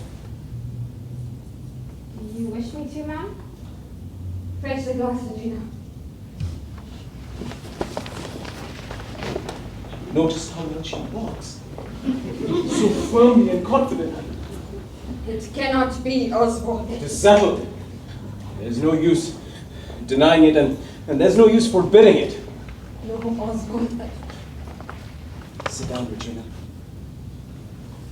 Sit down. Oswald, what was it that you were saying about the joy of life? Mother, the joy of life. You don't know very much about that here. I shall never realize it here. Not even when you're at home with me. Never at home. But you can't understand that. Yes. Yes, I think I do understand you now. That and the joy of work. They really are the same thing at bottom. But you don't know very much about that either. Perhaps you're right. Tell me more, Oswald. Well, all I mean is that people here are brought up to believe that work is a curse and a punishment for sin, and that life is a state of wretchedness, and the sooner we can get out of it, the better. Yes, and we quite consciously make it so. But the people over there will have none of that. There is no one over there who believes doctrines of that kind any longer. Over there, the mere fact of being alive is a matter of exultant happiness. Mother, have you noticed how everything I have painted is upon the joy of life? Always upon the joy of life. Unfeelingly. There's happiness there, and sunshine, and a holiday feeling, and people's face beaming with happiness. That is why I am so afraid to stay at home, here with you. Afraid? What are you afraid of here with me? I'm afraid that all these feelings that are so strong in me would degenerate into something ugly here. Is that what you think will happen? I'm certain it would. Even if one lived the same life here as over there, it would never really be the same life. I see it now. I see it how it all happened. What do you see? I see it now for the first time. And finally I can speak. Mother, I don't understand you. Perhaps I had better go. No, stay. For now I can finally speak. Now, my boy, you will know the truth. Oswald, Regina. Well, my friends, we did have an edifying experience down at the orphanage. So have we. Enstrand shall have his sailors home, and Regina will go home and help him. No, Mr. Manders. You, in here, with a wine glass in your hand. I beg your pardon. Regina is going away with me, Mr. Manders. Going away with you? Yes, as my wife. Good heavens! It's not my fault, Mr. Manders. Or else she stays here if I stay. Here? I'm amazed at you, Mrs. Harmon. Neither of those things will happen. For now, I can speak openly. But you won't do that. No. No! No! Yes, I can and I will. And without destroying anyone's ideas. Mother, what is it that's being concealed from me? Mrs. Elving, they're shouting outside. What's the matter? Where does that hair come from? The orphanage is on fire! On fire! Father's orphanage! The whole place is in flames. That fire is judgment on this house of sin!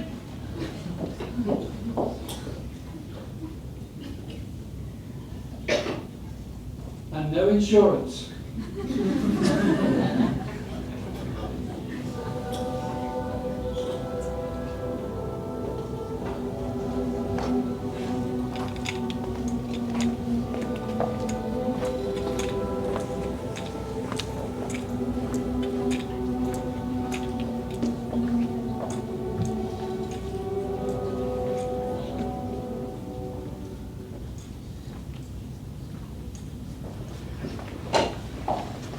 Everything is in flames.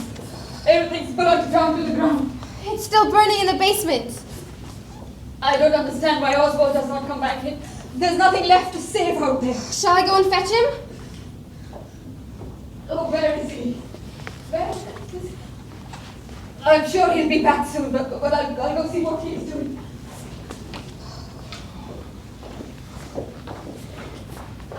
Isn't Mrs. Owen here? She has just now gone into the garden. This has been one of the most terrible nights of my life. Oh, isn't it a shocking misfortune, sir? Isn't it, sir? I dare not even think about it. But how can it have happened? How would I know? I suppose you're going to blame me just like your father did. What did he do? He's driving me crazy, that's what he's doing. Mr. Manders! Mr. Manders! Have you followed me here? Oh, yes, sir. Great heavens, God help us all. What a dreadful thing, sir. Oh dear. What do you mean? Uncle Frank, it was the cause of it all, don't you see? Now we've got the old fool. And to think it's my fault that Mr. Manders should be the cause of such a thing. I assure you, Enstrand. But there was no one else carrying the lighter except you, sir. Yes, so you say. But I have no recollection of carrying a light in my hand. But I saw quite distinctly, Your Reverence. Take a candle, snap it with your fingers, and throw away the burnt wick among the shavings, sir. Did you see that? Quite distinctly. Just don't understand it. I'm not in the habit of snuffing out candles from my fingers. Indeed, it was not like you to do that, sir. Who would have thought it been such a dangerous thing to do, sir? Well, how will I know? And you hadn't any surety that had you. No. No. You heard me say that! You had insured it and then you went and set light to the whole place. Good Lord, sir, what bad luck. Yeah, you could say that again, Enstrand. And to think that it should happen to such a charitable institution that would have been of service to both town and country, so to speak. The papers aren't going to be very kind to your reverence, I expect. Yes, that's just what I was thinking. That's almost the worst thing about this. Horrible accusations. Oh, it's too horrible to think about. I can't get you away from the fire. Ah, there you are, Mrs. Owen. You will not have to give your address tomorrow at all events, Mr. Manders. But I would gladly have given that address. Might as well have happened. This orphanage would have come to no good. You don't think so? Do you? Well, it's certainly an extraordinary piece of bad luck. We will only talk about it as a business matter now. Are you waiting for Mr. Manders, Engstrand? Yes, I am. Sit down then as you wait. No, thank you. I would rather stand. I suppose you're going by the boat? Yes, it leaves in about an hour. I don't want to hear a word of this anymore. I have something else to think about now. Mrs. Owen? Later on, I will give you the power of attorney and you can do exactly as you please. Yes, it will be my pleasure. Although we'll have to change the whole inheritance aspect. Do exactly as you please. The whole thing is a matter of indifference to me now. You will think of my sailor's home, won't you, sir? Yes, but that certainly will be a consideration, yes. Consideration? Indeed, I'm not sure how much longer I will be involved with this. Whether public opinion will force me to retire. It all depends on the outcome of the investigation into the cause of the fire. And one can never tell the outcome of that beforehand. Indeed, one can, sir. Because here stands I, Jacob Engstrand. Quite so, but... And Jacob Engstrand isn't one to desert a worthy benefactor in the hour of need, as the saying goes. Yes, but how could you do that? You might say, I am an angel of salvation, so to speak, sir. No, I could never accept that. No, that's how it shall be. You know, I know someone who's taken someone else's blame on their shoulders before. I do. Jacob. You are 1 in 1,000. Thank you, sir. Your sailor's home is secure with me. You can rely upon that. Great, sir. Now we must go. And I'll tell you what. We will travel together. Oh. Okay. Come along, you hussy. You shall be as comfortable as a yolk in an egg. Merci. Goodbye, Mrs. Alvin. And may the spirit of law and order speedily enter into this house. Goodbye, Pastor Manders. Goodbye, my dear. And if anything should happen to you, you know where Jacob Engstrand is going to be. Little Harbour Street. And the home for the sailors should be called the Alvin home.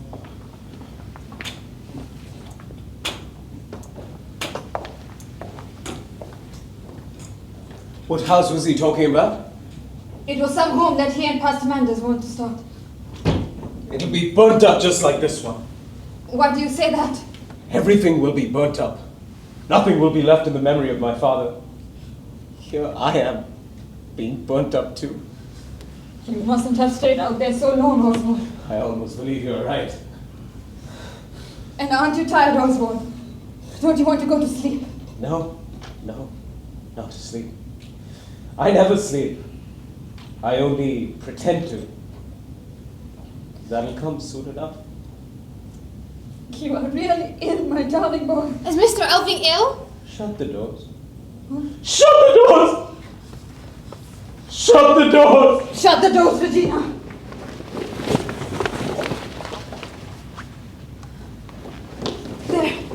There, it's all right. Now I will sit here beside you. It's all right. Regina, you must always stay near me, Regina. You must give me a helping hand. Won't you do that, Regina? I don't understand. A helping hand. Yes, when there's a need for it. Oswald, don't you have a mother to give you a helping hand? You! No, Mother, you will never give me the kind of helping hand I mean. You. After all, you have the best right. Why don't you call me by my Christian name, Regina? Why don't you say Oswald? I did not think that Mrs. Elving would like it. You will soon have the right to do that, Regina. Sit down here beside us.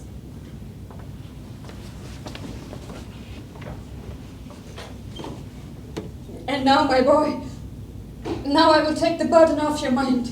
You, Mother. Yes. All you call remorse and self-reproach. And you think you can do that?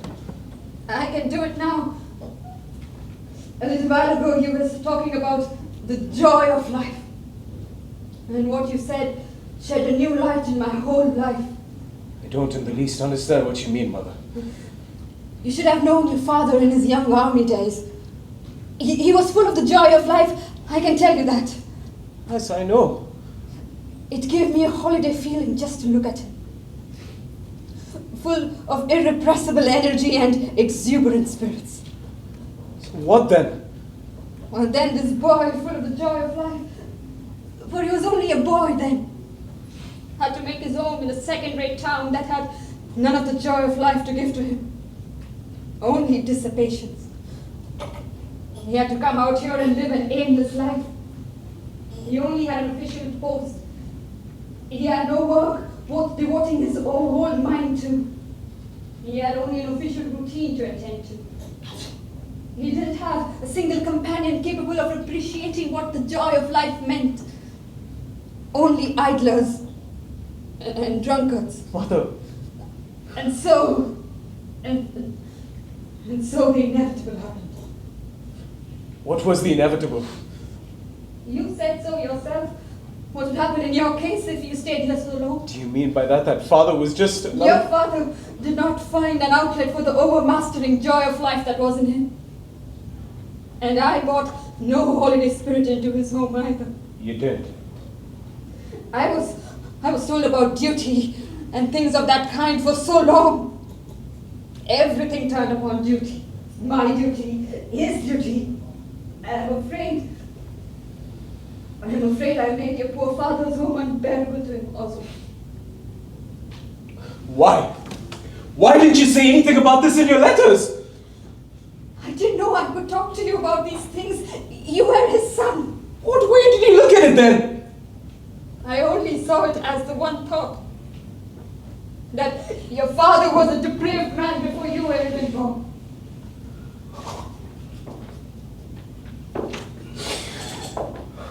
And I had the one thought in my mind day and night. That Regina had as much a right in this house as my own son had. Regina.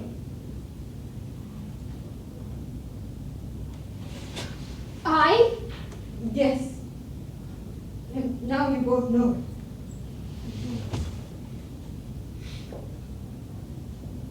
So my mother was one of that sort too.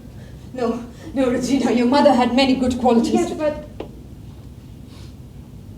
she was one of that sort all the same.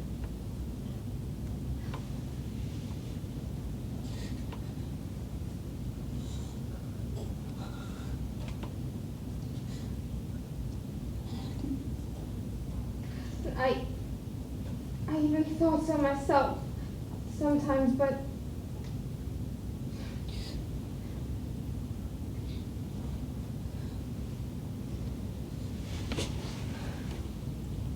then if you please, Mrs. Elving, may I have permission to leave at once?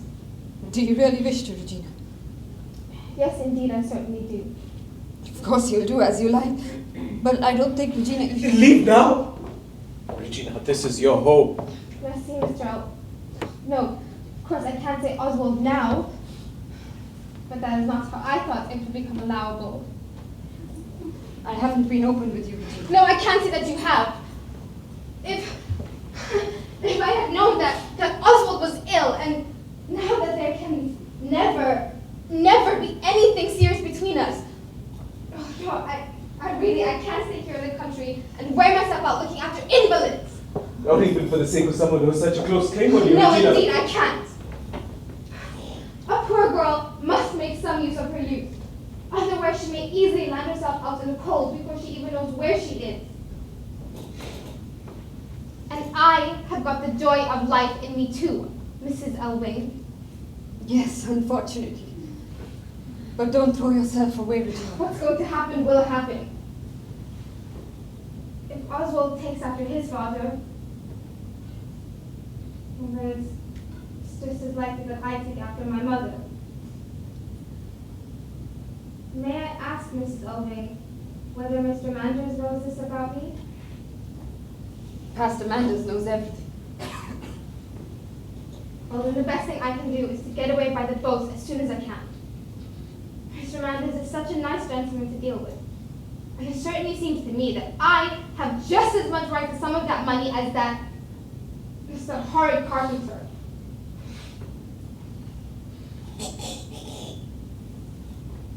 You may as well have raised me like a gentleman's daughter. That would have been more appropriate. Oh, never mind now. I dare say that someday I shall be drinking champagne with gentlefolk after all. If you ever need a home, Regina, come to me. No, thank you, Mrs. Ulrich. Mr. Manders takes an interest in me, I know. And if things should go so very badly with me, I know one house at any rate where I shall feel at home. Where is that? In the Elving home. No, no, Regina, that would be your ruin. Do not go there. Rubbish! Please, no, Regina. Listen.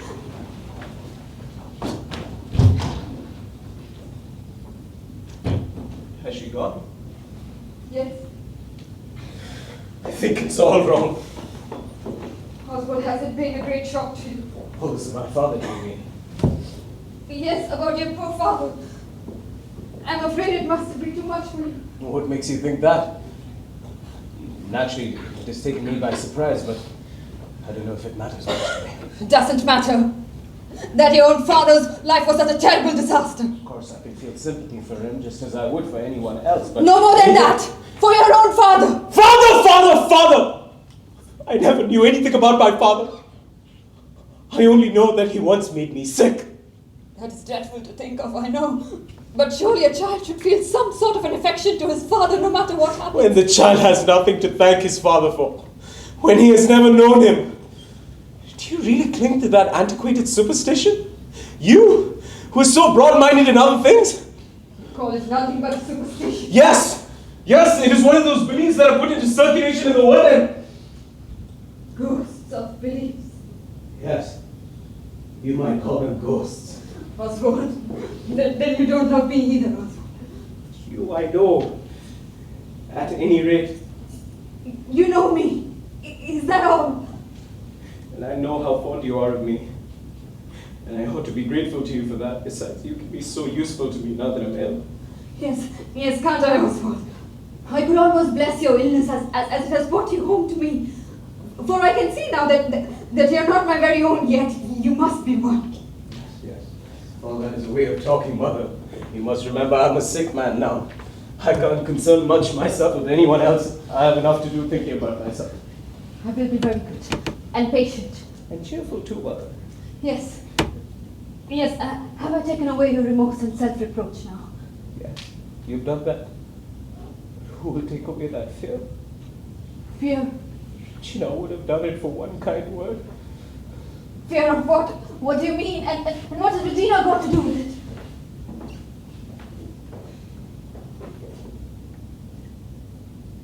Is it very late, Mother? It is early morning, my son. The dawn is rising over the skies, and it's all clear and bright now. Soon you will see the sun. I'm glad of that. There may be many reasons for me to be grateful for and to live for. Yeah, I should hope so. Even if I'm not able to work. You will soon realize you will be able to work, my boy. You no longer have those painful, depressing thoughts to brood over. Yes, it's a good thing you've been able to rid me of those fancies. If now we could overcome this one thing. Let's have a little chat, Mother.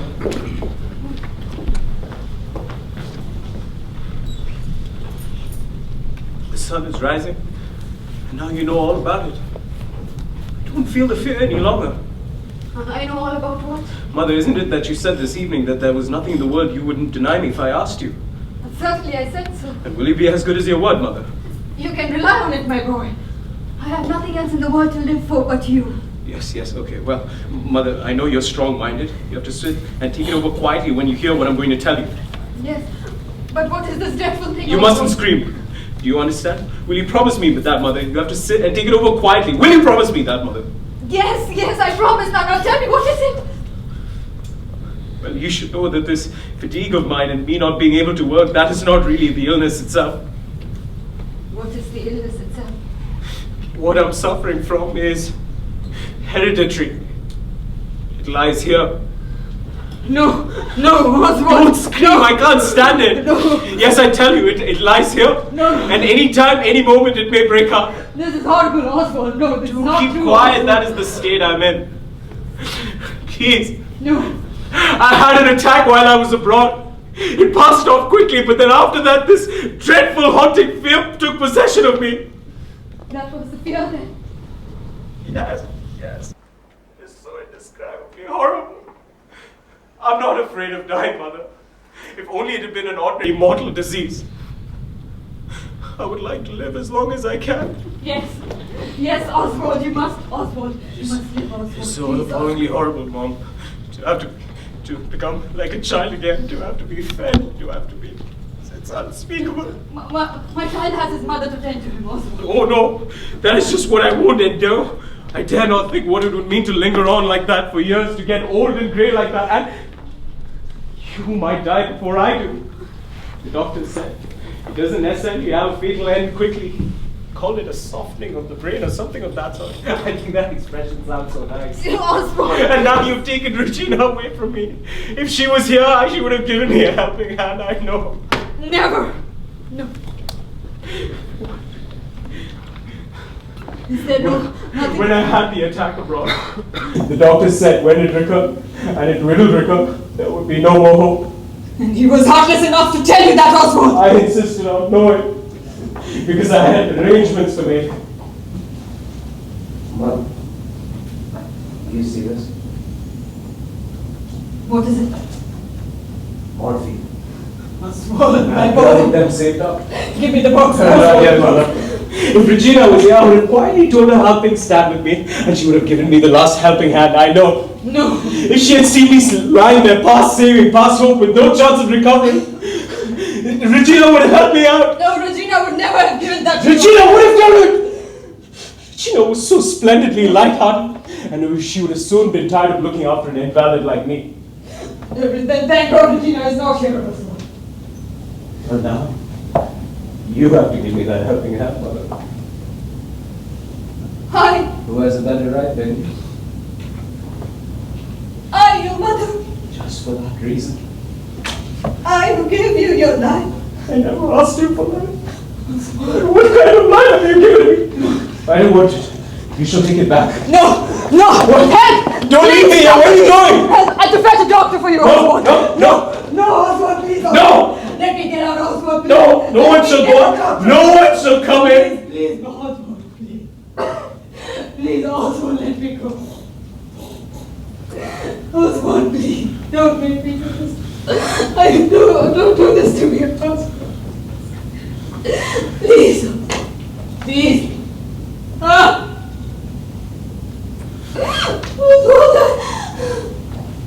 my boy. Why? You are mother's heart to see me bear this unspeakable pain and terror.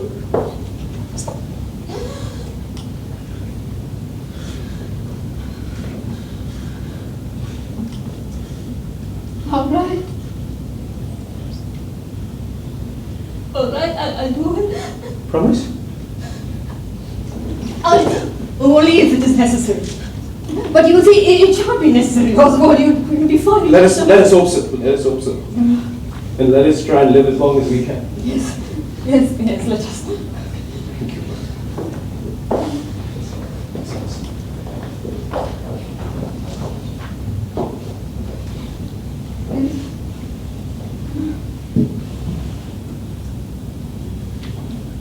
Do you feel calmer now?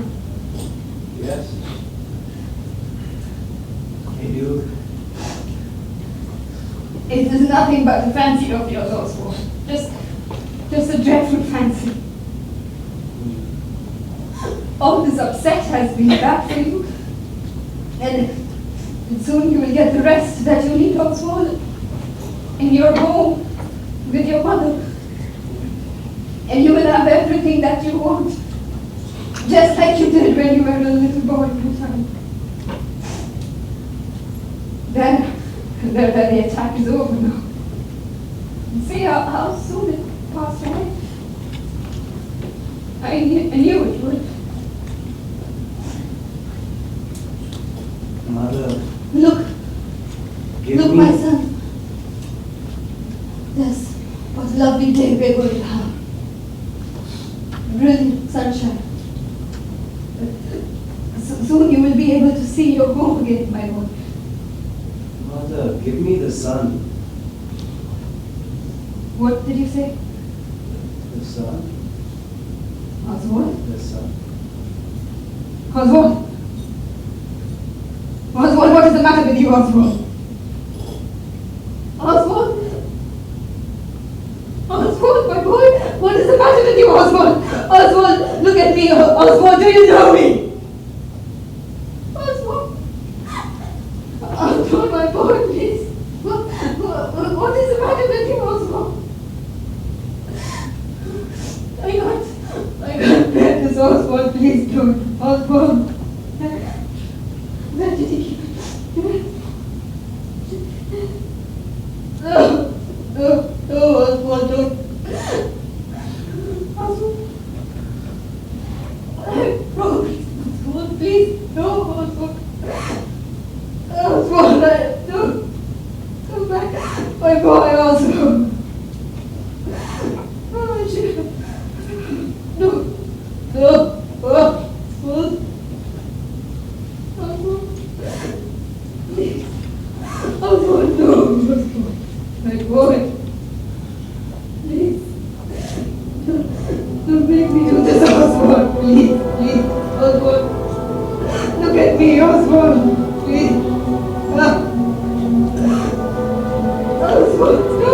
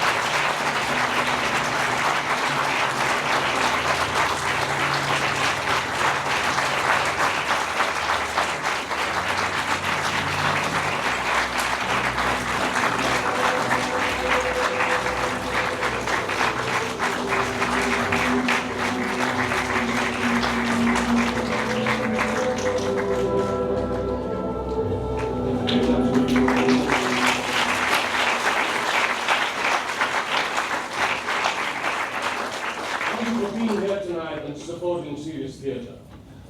Just to give a flavour, it took us 4.5 months, 3 times a week, 3 hours each time that we met.